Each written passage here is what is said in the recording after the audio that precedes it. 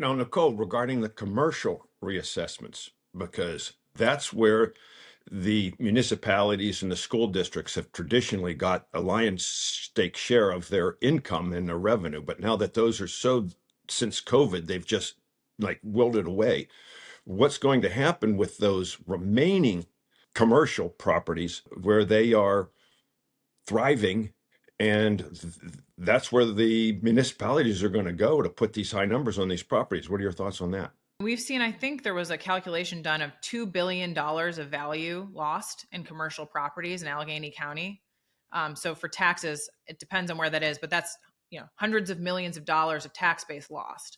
So the way that each of the tax bodies that file these appeals are approaching commercial cases is, again, way more aggressively than before, because again, they need every dollar that they can get. Their clients, especially when these appeals last multiple years, are having to refund large amounts for past years, having to lower their tax basis for this year's. That's really causing some strain in many of the offices that are handling these. And I've spoken with many solicitors about this, where commercial property owners that do have high rents, are doing well.